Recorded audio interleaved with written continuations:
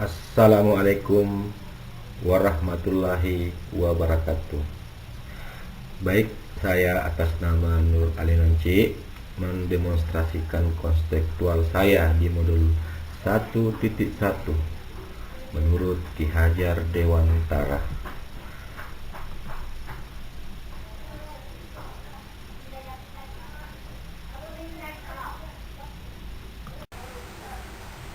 Saya Nur Alinonci, KGP, akan mendemonstrasikan tujuan pendidikan menurut Ki Hajar Dewantara.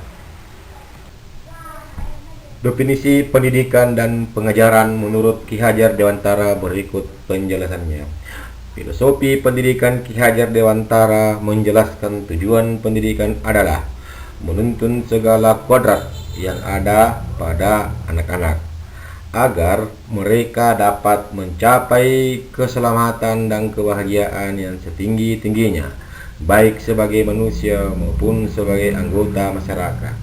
Konsep pendidikan menurut Ki Hajar Dewantara adalah pendidikan yang holistik, di mana murid atau peserta didik bentuk menjadi insan yang berkembang secara utuh meliputi olahraga, olah jiwa, dan olahraga melalui pembelajaran dan lainnya yang berpusat pada murid dan dilaksanakan dalam suasana yang penuh.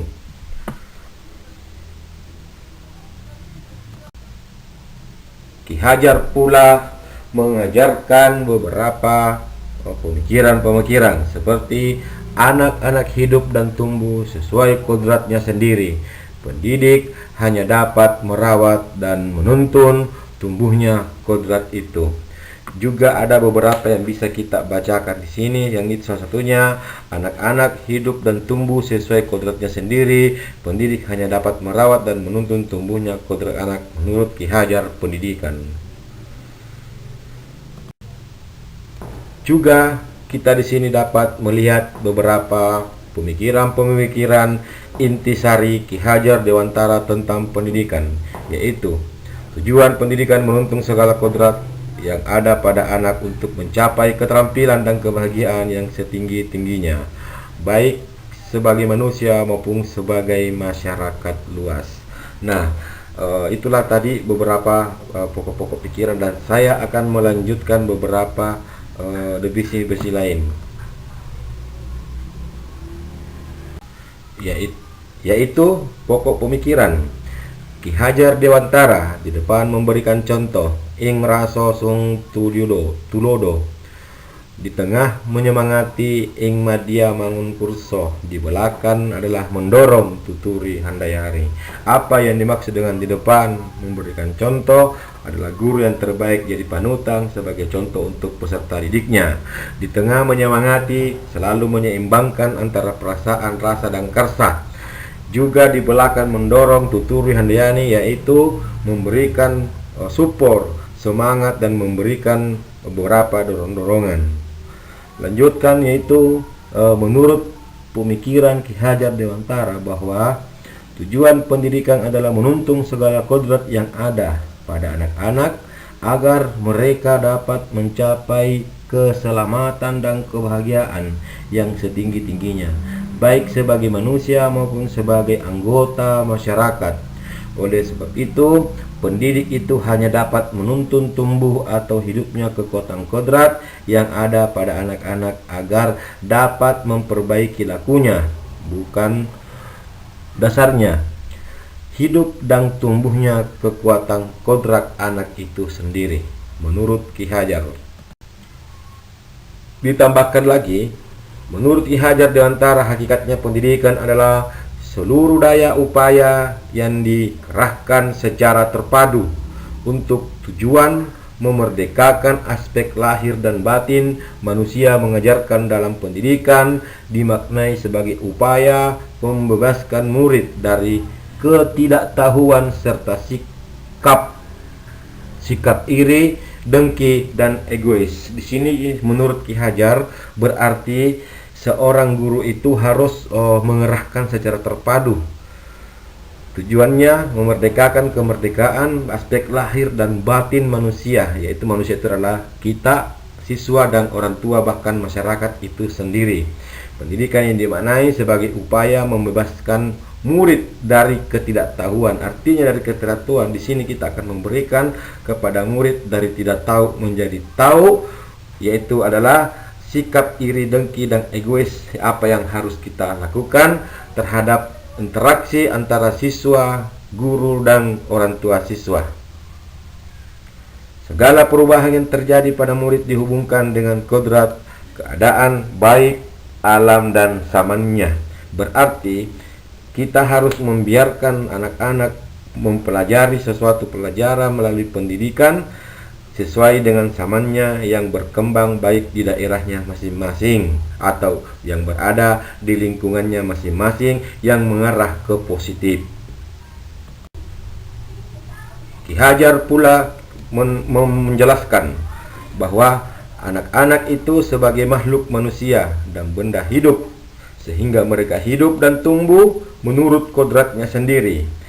Kita kaum pendidik hanya dapat menuntun tumbuh dan hidupnya kekuatan itu agar dapat memperbaiki lakunya, bukan dasarnya. Akan tetapi, maksud daripada Ki Hajar Dewantara di sini adalah setiap satuan pendidikan tugasnya baik di tingkatan SD, SMP, SMA akan bertemu dengan beberapa karakter-karakter yang berbeda. Kita sebagai guru pasti akan tahu jiwa anak, tetapi suatu saat kita akan berpisah dan melanjutkan dengan orang yang tidak sama atau guru yang tidak sama, dan guru itu pula akan melanjutkan bagaimana sifat-sifat anak tersebut dan menyinkronkan antara guru dan siswanya. Seperti salah satu contoh adalah bagaimana anak-anak suka bermain.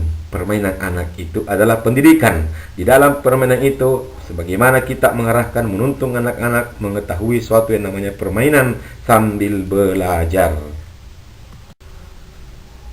Ini juga pemikiran filosofi Ki Hajar Dewantara. Pendidikan adalah utama konkret untuk memerdekakan manusia secara utuh dan penuh. Maksud dari ini adalah bagaimana manusia memanusiakan manusia. Suatu pembaharuan terpadu. Dalam melakukan pembaharuan terpadu, hendaknya selalu diingatkan bahwa segala pentingnya anak didik, baik mengenai hidup pribadinya maupun hidup kemasyarakatan, jangan sampai meninggalkan segala kepentingan yang berhubungan dengan kodrat alam dan kodrat zaman. Terdapat unsur kemanusiaan yang terlibat dalam penerapan pembelajaran dalam menggunakan budaya lokal, yaitu olah pikir, olah rasa, olah hati, dan olahraga seperti yang dijelaskan di atas tadi. Di sini, murid merupakan subjek belajar, sehingga guru sebagai fasilitator selalu menerapkan pembelajaran yang berpihak pada murid. Bagikan petani yang merawat benih-benih padi supaya dapat tumbuh dengan baik, guru haruslah mampu merencanakan pembelajaran yang dapat mengembangkan kreativitas dan potensi mereka sehingga menjadi filosofi pelajar Pancasila. Setiap murid merupakan kertas putih dengan coretan samar. Pendidikan yang mampu menebalkan coretan tersebut sehingga terbangun budi pekerti yang baik yang sudah ada dalam dirinya setiap murid. Selanjutnya, guru harus menjadi teladan. Sesuai semboyan Ki Hajar Dewantara, ing raso sung tulodo. Tulodo merupakan pencerminan kita sebagai kita. Guru harus menjadi teladan bagi murid-murid kita. Di sini Ki Hajar menggambarkan yang kemarin kita sudah paparkan sama-sama di modul-modul sebelumnya. Masih ditambahkan dalam beberapa pemikiran-pemikiran yang berkembang menurut Ki Hajar Dewantara seperti karya-karyanya, gagasan pemikiran pendidikannya, dan perjuangan di masa muda. Sistem pendidikan Ki Hajar begitu banyak salah satu contoh untuk Ki Hajar memberikan kepada kita peranan Ki Hajar Dewantara dalam mengembangkan pendidikan di Indonesia saat ini begitu terjaba dan melihat kita sendiri untuk masa depan anak. Mungkin Mungkin sampai di sini ya. Demikianlah hasil demonstrasi kontekstual saya di modul 1.1 pengetahuan dan pengalaman baru yang saya dapat setelah mempelajari secara mendalam pemikiran-pemikiran Ki Hajar Dewantara. Saya memahami lebih dalam filosofi pendidikan, yakni ing ngarso sung tulodo ing madyo mangungkarso tuture handayani, mengenal 3 pusat pendidikan, yaitu keluarga, sekolah, dan organisasi, bahwa setiap anak unik dan memiliki karakter yang berbeda dan tidak sama pula. Sebelum saya menutup kontekstual saya secara demonstrasi, Ibu Ina pergi arisan, pulang bawa bingkisan. Wahai peserta yang budiman, sampai jumpa di lain kesempatan. Mari saya ucapkan wassalamualaikum warahmatullahi wabarakatuh dan selamat siang.